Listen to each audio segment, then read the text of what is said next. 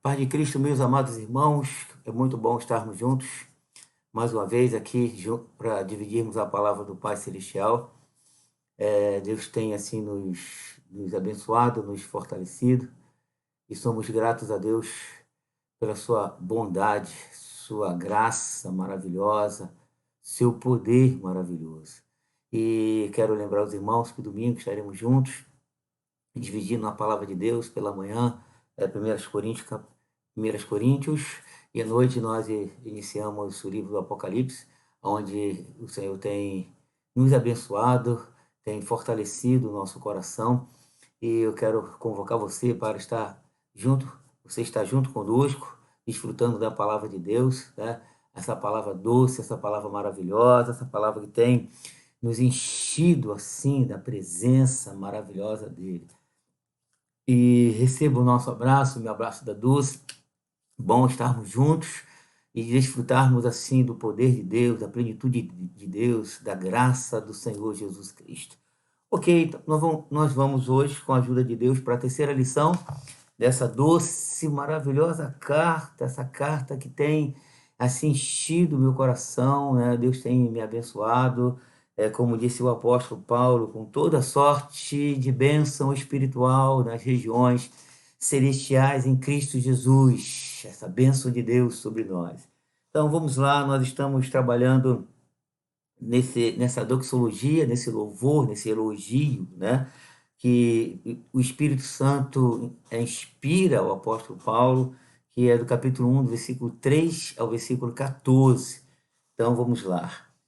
Bendito Deus e Pai de nosso Senhor Jesus Cristo, que nos tem abençoado com toda sorte de bênção espiritual nas regiões celestiais em Cristo Jesus, assim como nos escolheu nele antes da fundação do mundo para sermos santos e irrepreensíveis perante ele em amor, nos predestinou para ele, para a adoção de filhos, por meio de Jesus Cristo, segundo o beneplácito da sua vontade, para louvor da sua graça, que ele nos concedeu gratuitamente no amado, no qual temos a redenção pelo seu sangue, a remissão dos pecados, segundo a riqueza da sua graça, que Deus derramou abundantemente sobre nós em toda sabedoria e prudência, desvendando-nos o mistério da sua vontade, segundo o seu beneplácito que propusera em Cristo, de fazer convergir nele, na dispensação da plenitude dos tempos,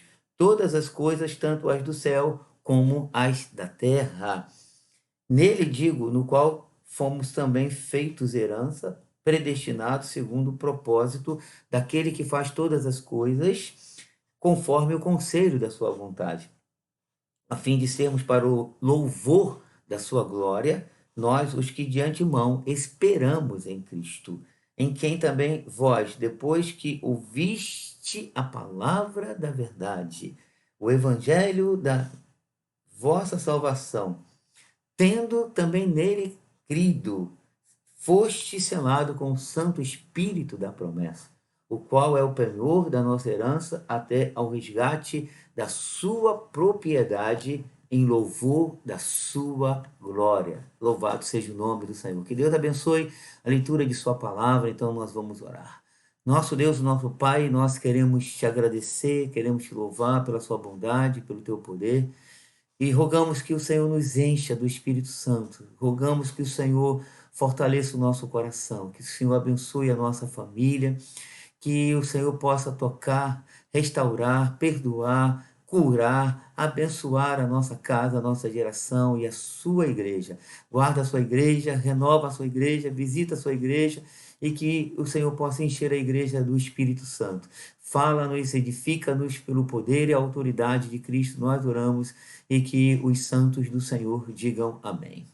Ok, meus irmãos, nós estamos dentro desse parágrafo maravilhoso, versículo 13 ao versículo 14, onde nós temos visto essa doxologia, esse louvor a Deus, né? A palavra do Senhor, né? Bom, o que nós vimos já nessas duas últimas lições? Que a origem da bênção, de toda a bênção que nós recebemos, é Deus Pai. O versículo 3 É muito claro quando o apóstolo Paulo diz que ele começa: bendito o Deus e Pai de nosso Senhor Jesus Cristo, que tem nos abençoado com toda sorte de bênção espiritual. No entanto, a origem da bênção é Deus Pai e também na pessoa do Filho. No versículo de número 2, o apóstolo Paulo, voltando um pouquinho, saindo lá, indo lá para o prefácio, ele diz: a graça a vós outros e paz da parte de Deus, nosso Pai, e do Senhor Jesus Cristo. Então, a igreja ela é abençoada com toda sorte de bênção através de Cristo, e a bênção ela é espiritual, ela é a bênção do Espírito Santo, né? O que nós vimos, então, no último encontro que nós tivemos? Nós vimos que o apóstolo Paulo ele coloca a bênção no sentido trinitariano, né? O Pai elegendo, do versículo 4 ao versículo 6, o Filho redimindo, do versículo 7 ao versículo 12, né? E o Espírito Santo selando, do versículo 13 ao versículo de número 14. Então, todo o propósito do Deus eterno será cumprido plenamente na vida do seu povo. Essa deve ser a nossa convicção, né? Quando nós olhamos a triunidade trabalhando, né? Como diz aqui, o Pai elegendo, o Filho redimindo, o Espírito Santo selando, nós devemos, assim, esse paradoxo, o descanso na promessa de Deus, né? E o paradoxo qual é? Que a gente vai perseverar, a gente vai viver lutando em oração, perseverando na presença de Deus, mediante esse trabalho eficaz da triunidade sobre a nossa vida. Então, o propósito de Deus Pai será cumprido, né? Então, nós falamos de Deus Pai, a pessoa do Pai, mostramos isso aos irmãos dentro desse bloco maravilhoso. E hoje, nesse encontro, nós vamos falar da pessoa do Filho e da pessoa do Espírito Santo, né?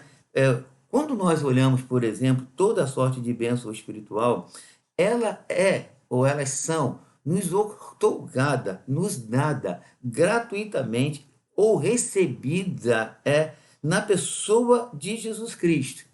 Aí, quando nós paramos e começamos a observar o nome de Cristo, nos 14 primeiros versos da carta, Jesus ele é mencionado algumas vezes, né? Ou pelo nome, né? O Senhor Jesus Cristo, ou pelo título, né?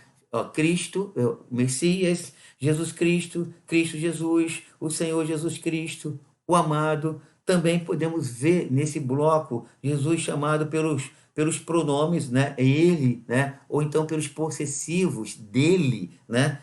Quer dizer, nada menos, sabe de quantas vezes? Só nesse bloco, do versículo 13 ao versículo 14, 15 vezes. 15 vezes. Uma repetição assim maravilhosa, abundante, né? E essa repetição, como eu disse, é pelo título, né? Pelo nome, pelo pronome, pelos possessivos, né? E o nome dele é repetitivo. Então nós podemos ver como o Senhor dá ênfase a esse nome. E a frase em Cristo ou nele ocorre 11 vezes. Então, nós podemos ver a centralidade do propósito de Deus Pai na pessoa do Filho. Então, quando nós olhamos assim a igreja, quando nós olhamos a igreja cheia do Espírito Santo, quando nós olhamos a promessa, nós podemos ver o Cristo centralizado. Jesus disse o seguinte: eu tenho que ir, porque se eu não for, o Espírito Santo não virá.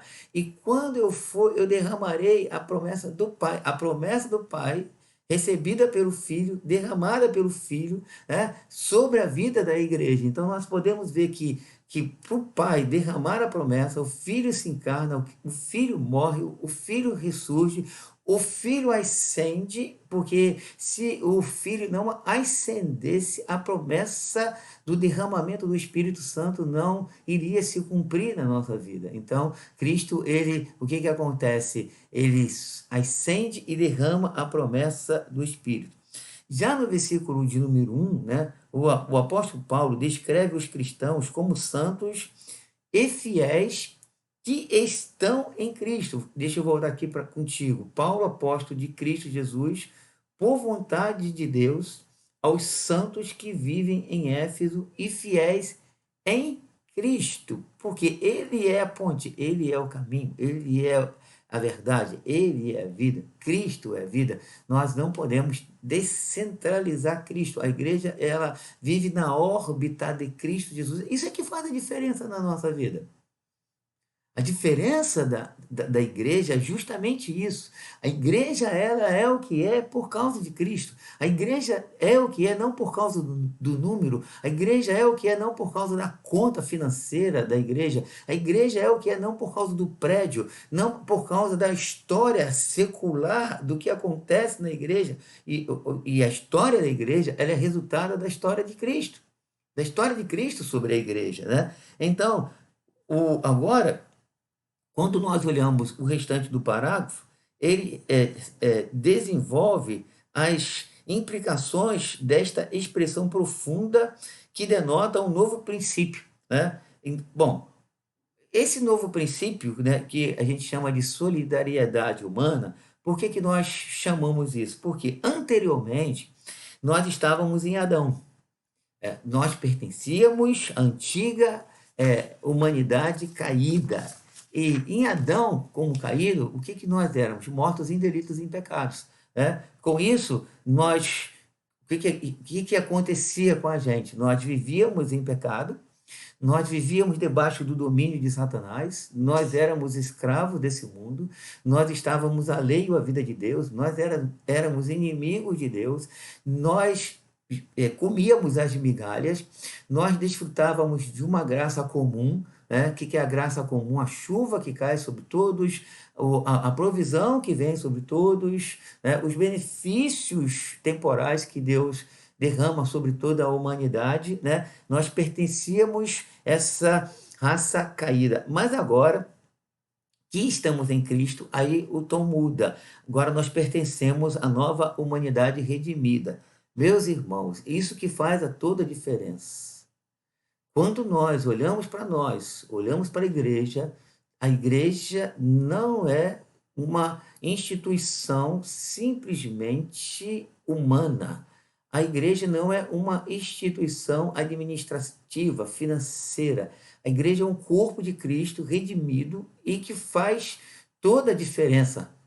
É essa remissão, é esse cabeça federal, essa redenção, essa toda sorte de bênção espiritual que Deus derramou sobre nós através de Jesus Cristo. Tu és abençoado espiritualmente, tu és o que é por causa de Jesus. Eu sou o que sou por causa de Jesus. Nós pertencemos a essa nova raça redimida, né? E, consequentemente, nós vivemos uma nova vida em Cristo Jesus. Aí, quando nós olhamos, às vezes nós não valorizamos isso, às vezes nós não damos tanta ênfase nisso, quando nós olhamos o profeta Jeremias, inspirado pelo Espírito Santo, num arrobo de inspiração, no capítulo 31, no versículo 31, ele diz que Deus faria uma nova aliança, iria escrever na nossa mente, imprimir no nosso coração a sua lei, e ninguém ensinaria ao outro, conhece o Senhor, porque todos me conhecerão. Né? Nós temos em Cristo um conhecimento de Deus Pai, nós temos em Cristo a lei imprimida no coração, escrita na mente. Isso é algo tão profundo e que às vezes nós não valorizamos. Sabe o que a gente valoriza?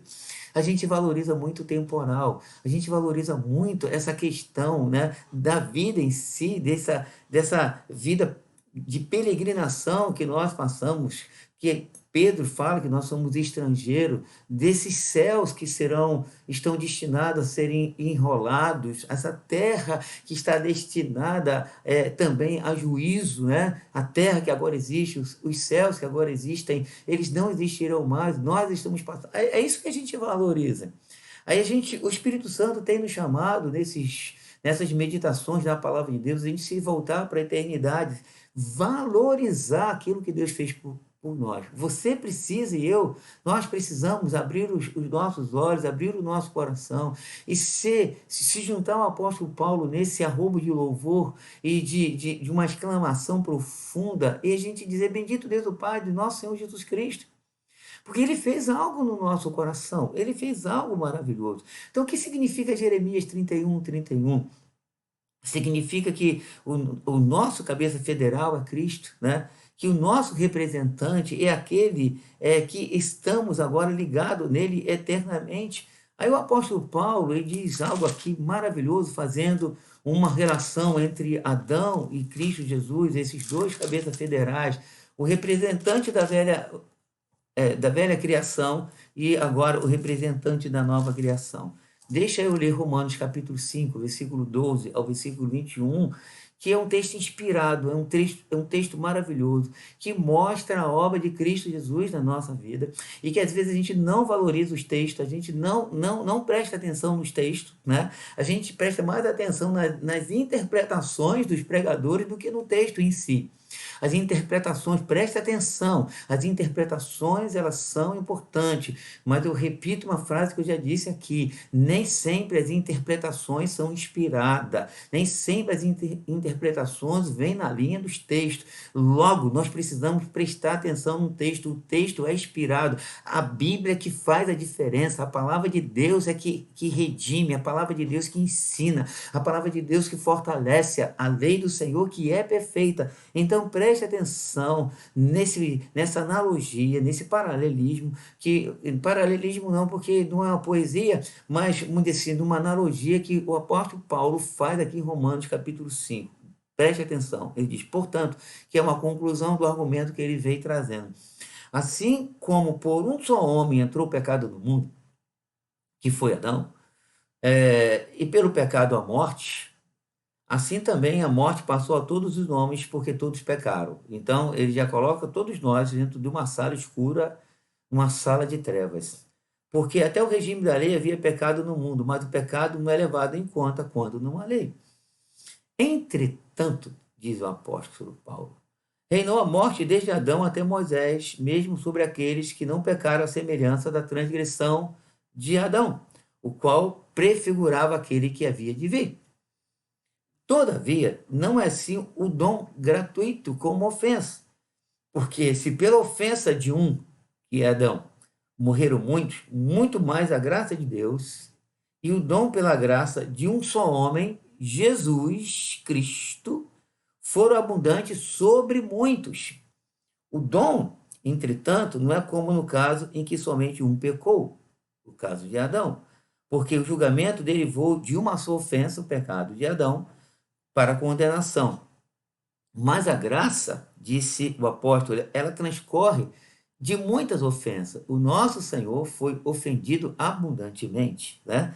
Quer dizer, o dom, entretanto, não é como no caso em que somente um pecou, porque o julgamento derivou de uma só ofensa para a condenação. Mas a graça transcorre de muitas ofensas para a justificação. Aí ele continua: se pela ofensa de um, Adão, e por meio de um só, reinou a morte, muito mais os que recebem a abundância da graça e o dom da justiça reinarão em vida por meio de um só, a saber, Jesus Cristo. Então, Paulo afirma categoricamente que nós, né, estamos reinando através de Jesus. Mas a pergunta é: reinando em que sentido? Reinando no sentido espiritual. Estamos na região celestial, desfrutando de tudo quanto Deus tem nos dado. A minha interpretação, tomara Deus que eu esteja equivocado, é que parece que a gente não percebe isso. Parece que a gente está entregue à deriva, parece que a gente está entregue à nossa humanidade, às nossas inclinações. Parece até que Satanás é ele que domina e que rege. Mas isso não é verdade, meus irmãos. Nós precisamos acordar e desfrutar daquilo que Deus tem reservado para nós. Levantar a cabeça, desfrutar isso que a gente vê escrito na palavra de Deus. Aí Paulo continua no verso 18: pois assim como por uma só ofensa veio juízo sobre todos os homens para a condenação, assim também, por um só ato de justiça veio a graça sobre todos os homens para a justificação que dá vida. Porque pela desobediência de um só, Adão, muitos se tornaram pecadores, assim também, por meio da obediência de um só, Jesus Cristo, muitos se tornarão justos. Justos. Sobreveio a lei para que avultasse, crescesse a ofensa. Mas onde abundou o pecado, superabundou a graça, a fim de que, como o pecado reinou pela morte, assim também reinasse a graça pela justiça para a vida eterna, mediante Jesus Cristo, nosso Senhor. Percebam que aqui também, como em Efésios, o apóstolo Paulo centraliza toda a bênção em Jesus Cristo. Por isso, nós devemos ser gratos a Deus Pai por Jesus Cristo. Por isso, nós precisamos estar aos pés da cruz. Por isso, nós precisamos beber constantemente de Cristo. Por isso, a igreja precisa ser uma igreja de oração. Por isso, a igreja precisa ser uma igreja da palavra de Deus. Por isso, a igreja precisa ser uma igreja devota. Para que a igreja entender que nós estamos num rio, um rio caudaloso, um rio abundante, um rio de águas cristalinas. Deus fez uma obra gloriosa na nossa vida. Nós não podemos e não devemos viver de cabeça baixa, só no sentido de quebrantamento, obviamente, como publicano, nesse sentido, tudo bem. Nós devemos de viver de cabeça baixa, quebrantado, contrito na presença do Senhor. Por outro lado, em outro sentido, nós precisamos viver de cabeça erguida, né? Mas qual é o grande problema nosso? É que nós levantamos a cabeça e começamos a olhar ao nosso redor, começamos a olhar as coisas temporais e passamos a viver oprimido, deprimido. Olhamos passar a pandemia, olhamos passar os óbitos, olhamos a passar a dificuldade e ficamos acuados, congelados. Meus irmãos, nós somos a igreja de Jesus Cristo. E a igreja de Jesus Cristo, ela é maravilhosa. Em Cristo Jesus, Deus nos abençoou no tempo e nos escolheu na eternidade. E vamos voltar para o texto aonde nós estamos bebendo dele, que é Efésios capítulo 1. Eu quero novamente repetir para os irmãos o versículo 3, que já li várias vezes, que é bendito Deus e Pai de nosso Senhor Jesus Cristo, que tem nos abençoado com toda a sorte de bênção espiritual na região celestial. Aí no versículo 4, o apóstolo afirma categoricamente uma coisa que talvez a gente não tenha todo entendimento, mas aí ele diz algo para nós, pelo menos a gente tem uma convicção de fé. Quando ele diz, assim como nos escolheu nele, antes da fundação do mundo, para sermos santos, irrepreensíveis perante Ele, em amor. Entenda o nosso chamado. Procure entender essa posição espiritual. Não é uma afirmação psicológica, não é, vamos dizer assim, uma afirmação, aquela autoafirmação, eu vou repetir isso, aí eu vou ser isso. Não, é uma afirmação teológica. E essa afirmação teológica, ela é verdadeira. Foi Deus que nos escolheu nele antes da fundação do mundo, né? E mais, ele nos escolheu no amado e concedeu a sua graça, de modo que nele nós temos a redenção.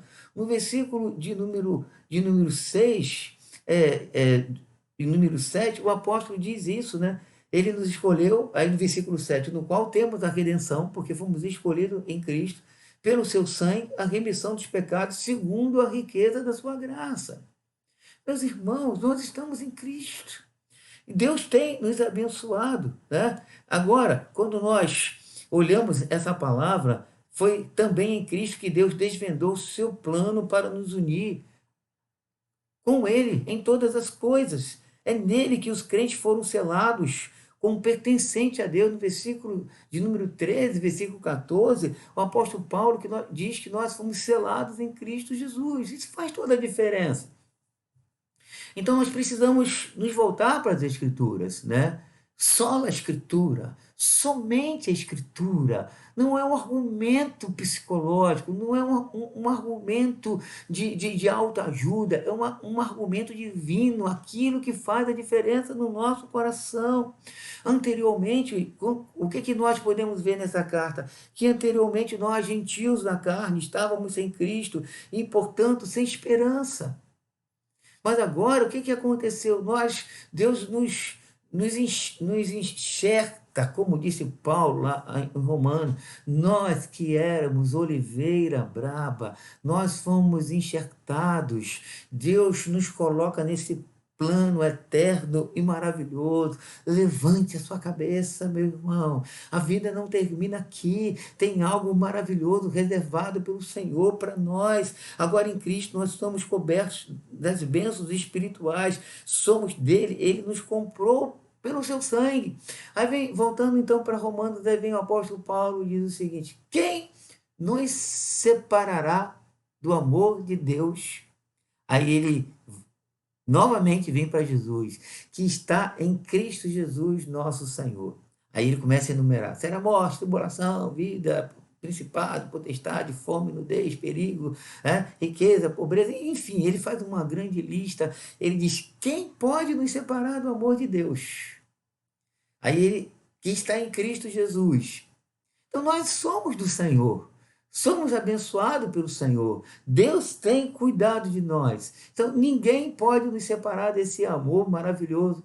A Covid não pode. Os óbitos que nós estamos tendo no Brasil, 200 e poucos mil óbitos, eles não podem, né? E as guerras não podem, a sua solidão, sua depressão, sua escassez, sua fome, sua abundância, seja lá o que for, nada pode nos separar. Satanás, demônio, nada, pecado, nada, o mundo, nada pode nos separar do amor de Deus que está em Cristo Jesus. Porque, como essa doxologia mostra, a triunidade trabalha de uma maneira tão profunda na nossa vida, a gente precisa abrir os nossos olhos e a gente passar a desfrutar nossa ligação com Cristo, Ele próprio. Aí eu sempre falo que eu gosto muito dessa figura, dessa metáfora, a figueira, quando Jesus diz: eu sou a videira verdadeira e vós os ramos. Né?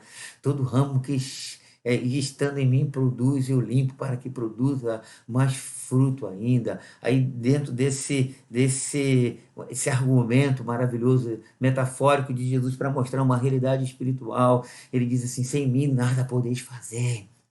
Então nós estamos em Cristo, nós caminhamos em Cristo, nós somos essa videira verdadeira. Aí vem o apóstolo Paulo mostrando uma outra metáfora e falando do casamento. Ele disse assim: e deixará o homem, o pai e a sua mãe, se unirá à sua mulher, serão os dois uma só carne. Aí ele conclui dizendo: grande esse mistério, mas eu me refiro a Cristo e a igreja, mostrando que Cristo e a igreja é um só corpo. Aí a analogia que ele faz é do casamento, a analogia que ele faz é do homem e da mulher, e o termo que ele usa, uma só carne, é o momento sexual, onde o homem e a mulher se unem. Ele fala: aí os dois são uma só carne. Mas Paulo está dizendo o seguinte: olha, essa união, esse ajuntamento solene, profundo. Eu quero dizer o seguinte: grande esse mistério. Eu quero dizer para vocês que é Cristo e a igreja numa relação profunda, íntima. Obviamente, nessa intimidade é uma intimidade espiritual de um só corpo. Então, nós somos a igreja. É isso que nós somos. É isso que tu és. É isso que eu sou. Sabe? Algo que as metáforas, por mais brilhantes que sejam, elas não conseguem exprimir, né, o que de fato essa relação representa. Mas elas servem como pelo menos uma sombra, elas servem para pelo menos a gente ter aquela perspectiva do que é, do que será, do que está acontecendo nesse momento. E a gente acha que ser igreja, a gente só simplesmente ir para a igreja, cantar uns louvores, se reunir, e essas coisas fazem parte, né? Fazer uma oração faz parte, ler a palavra faz parte, mas é muito mais do que isso. Nós pertencemos a Deus Pai através de Jesus Cristo. Há o Zoe de Deus, que significa a vida eterna de Deus, fluindo no nosso ser de uma maneira maravilhosa. Então, o Espírito Santo ele está aqui para jogar luz sobre nós. Então, nós precisamos louvar a Deus e Pai pelo Filho. O Filho que Ele nos deu, o Filho que morreu pelos nossos pecados, o Filho que fez e faz toda a diferença. Logo, o que acontece quando a gente olha para esse texto e passa a ter uma compreensão mais clara desse texto? Isso vai gerar em nós uma consagração, isso vai gerar em nós, de fato, uma separação para Ele, né? Uma separação de todo o coração. Eu sou dele, eu vivo nele, eu desfruto dele. eu me alimento dele. Ele me ama profundamente. Eu não sou entregue à deriva. As circunstâncias não revelam o que eu sou. Esse momento de vale profundo que você está passando não revela o que tu és, o propósito de Deus na nossa vida. É um momento que às vezes Deus permite a gente passar, mas Ele está no comando e a gente está acima disso, muito acima disso, meus irmãos. Em terceiro lugar, nesse encontro, nós vamos falar agora, o que é o último tópico, nós vamos falar ao Espírito Santo. Nessa doxologia, embora neste parágrafo o Espírito Santo seja mencionado pelo nome somente em dois versos, o verso 13 e o verso 14, sua atividade é mencionada desde o começo até o fim, e toda a sua obra é descrita nos capítulos anteriores. Quando nós olhamos a pessoa do Espírito Santo, desde o início, não só na carta de Paulo aos Efésios, como lá no livro de Gênesis, diz que o Espírito de Deus pairava sobre a face do abismo, né? Ele, como uma pomba, né? Ele chocava, ele estava lá presente, né? E quando nós olhamos em todas as Escrituras, o Espírito Santo sempre operou de uma maneira maravilhosa e de uma maneira clara, né? Mas o que Paulo faz aqui? O que Paulo ressalta aqui? Ele ressalta que a bênção que Deus nos dá em Cristo Jesus é uma bênção espiritual. É provável que aqui haja um contraste intencional, né, com as promessas do Antigo Testamento, quando as bênçãos prometidas de Deus eram, em grande medida, materiais. Obviamente que quando nós olhamos o Velho Testamento, não obstante, apesar de Deus fazer uma promessa física e material para Israel, todas elas apontavam para Jesus Cristo, uma bênção espiritual. No entanto, literalmente, era no Velho Testamento uma bênção física espiritual. Por isso que quando nós olhamos, por exemplo, as igrejas neopentecostais e quando elas fazem campanhas, né, dentro do seu movimento, se os irmãos perceberem, eles sempre usam o Velho Testamento, porque o que parece que o Velho Testamento é aquela troca, né? Faça isso que eu te dou isso, né? E se você me obedecer, eu vou te abençoar desse jeito, né? E a gente hoje, por exemplo, a igreja, a gente continua nessa relação. Ah, ele não está isso porque tem alguma coisa errada. Bom, pode até ter alguma coisa errada e que Deus disciplina a igreja, né? Por causa do pecado, Deus cuida da gente, isso é fato.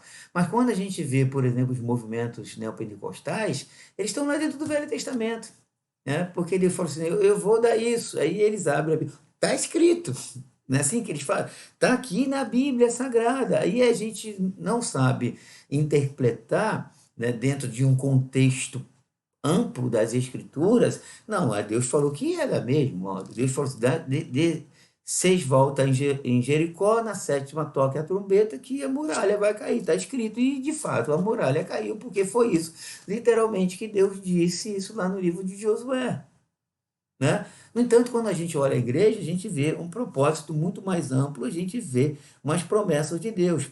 Por exemplo, o exemplo bem clássico, né, de bênção prometida, material, é Deuteronômio 28, né?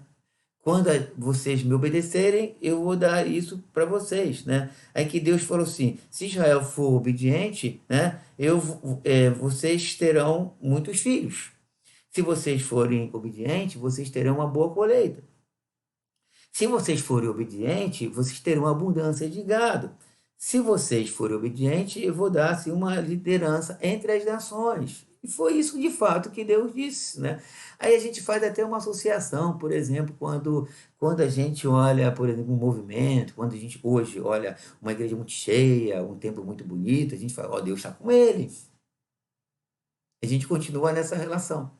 Ó, Deus está com aquele homem ali. Olha só como é que o trabalho dele está crescendo. Mas supermercado também cresce. Botequim também cresce. E como é que a gente vai fazer essa relação? É uma relação que a gente precisa ter muito cuidado, né?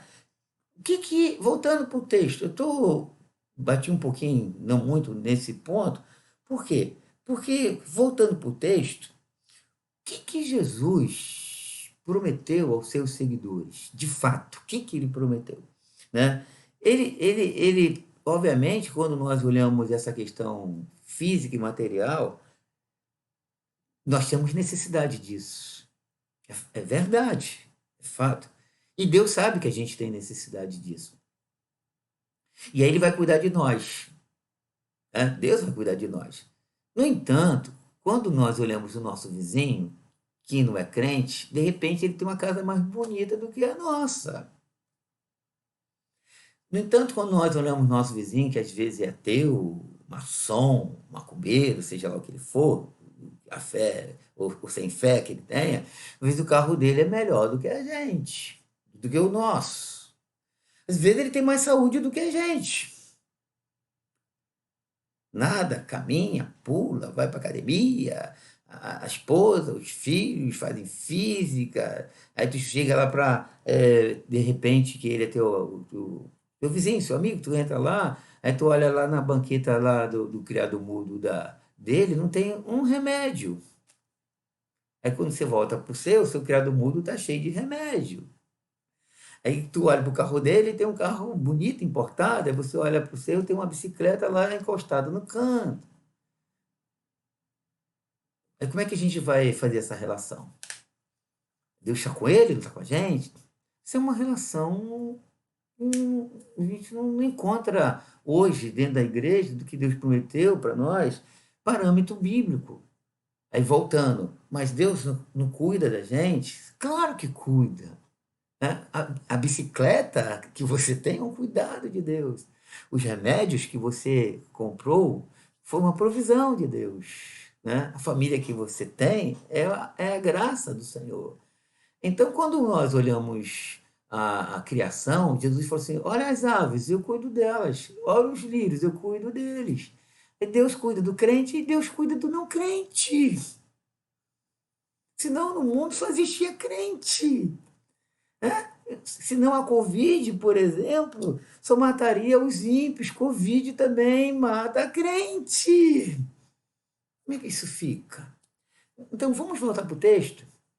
Vamos prestar atenção do que é fundamental, do que é relevante, no sentido da eternidade, né? Porque quando nós olhamos, por exemplo, a lei de Deus, aí vamos voltar para Jeremias 31. Deus disse que iria, dentro da nova aliança, imprimir na mente, escrever no coração a sua lei. Gente, aonde a gente encontra isso? Num divã terapêutico, numa conta cheia de dinheiro, num carro do ano, numa mansão. Aonde a gente encontra isso? Isso é uma bênção ímpar. Isso é uma bênção que só está em Cristo Jesus. Isso que Deus deu para você. Isso que Deus deu para mim. Eu sei que ele dá o pão, mas isso que Jeremias disse é algo ímpar, que só existe em Cristo Jesus. Isso é incalculável. Isso é inegociável. Isso é maravilhoso. É a lei escrita no nosso coração.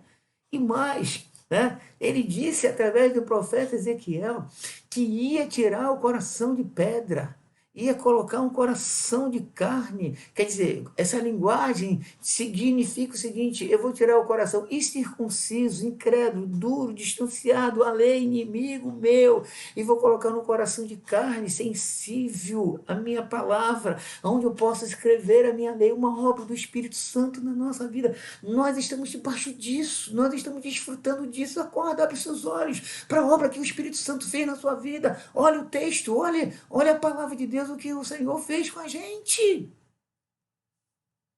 Darei um novo coração. E mais, ele falou em Jeremias 31 que daria um conhecimento pessoal do Senhor. E esse conhecimento é um conhecimento que o Espírito somente, eu estou falando agora da pessoa do Espírito Santo, somente uma obra que o Espírito Santo faz. Aí vem o apóstolo Paulo, voltando para o livro de Romanos, que é um livro muito sugestivo para a gente depois entrar nele, né? Aí vem Paulo e diz assim: o Espírito testifica com o nosso espírito que somos filhos de Deus. Tem algo mais precioso do que isso? O Espírito Santo, a terceira pessoa da triunidade, que veio morar conosco, testificando: Jorge, tu és filho de Deus. Isso é glorioso, isso deve dar para nós, né, muito louvor e adoração. E mais, aí vem, Jesus disse que o Espírito Santo, lá em João 16, de 8 a 10, ele sim, quando o Espírito Santo vir, ele convencerá o homem do pecado, da justiça e do juízo. Nós fomos regenerados por ele.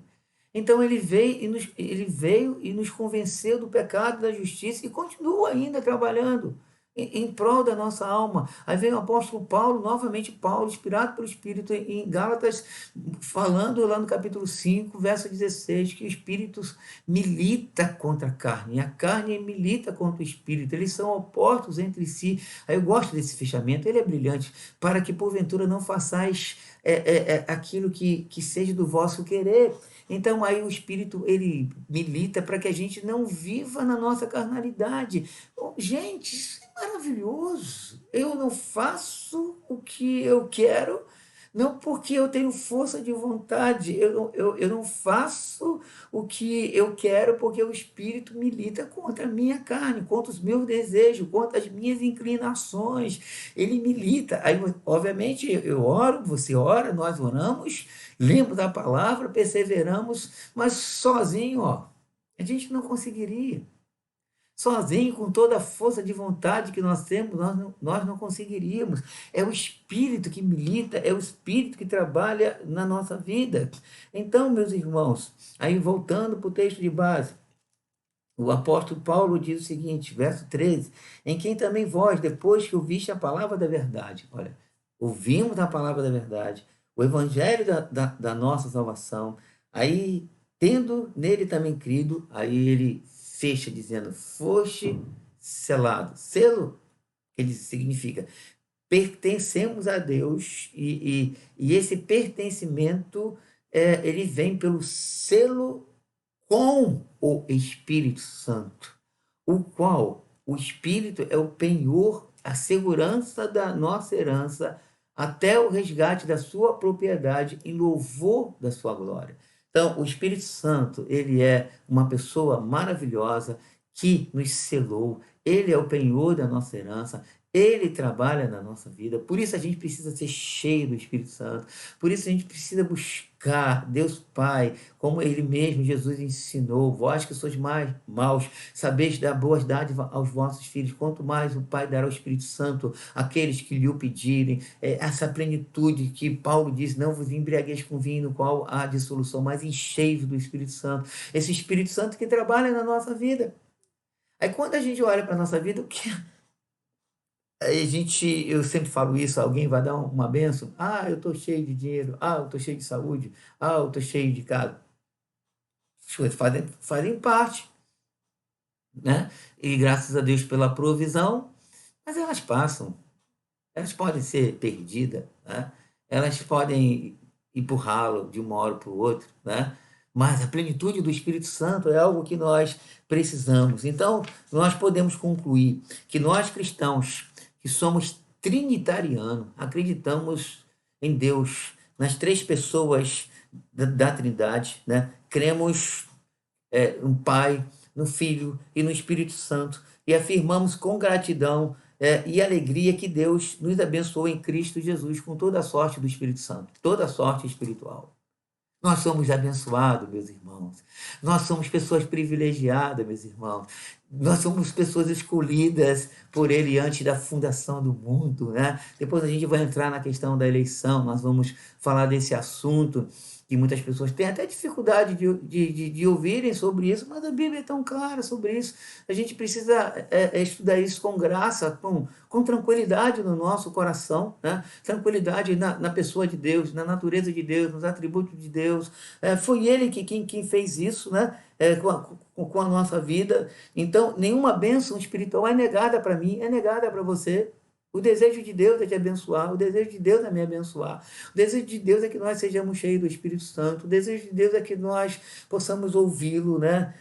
Nós precisamos ainda certamente crescer, temos que crescer na graça e no conhecimento, na maturidade, né? Somos transformados de glória em glória, na imagem do seu Filho, estamos num processo de fato de santificação, nós não chegamos aonde temos que chegar, há um processo, nós precisamos trilhar, mas nós precisamos entender que nós trilhamos dentro desse processo de santificação, de maturidade, na plenitude do Espírito Santo, na bênção do Espírito Santo, né? Uma vida cheia, rica do Espírito Santo, abençoada pelo Espírito Santo. Então, nós temos declarado o princípio geral dessa doxologia e Paulo, ele passa por esses elementos maravilhosos para nós, né? Então, quais são as bênçãos com que Deus nos abençoou em Cristo Jesus? Vamos ver que tem relação. Quando a gente volta para o verso 3 ao verso 14, o que nós percebemos? Preste atenção. A bênção que Deus derramou e derrama sobre nós, ela tem relação ao passado, que é o versículo 4, verso 4, ele diz que nos escolheu nele antes da fundação do mundo, um propósito eterno que a gente crê, não compreende plenamente, mas crê, né, nessa eleição do Senhor.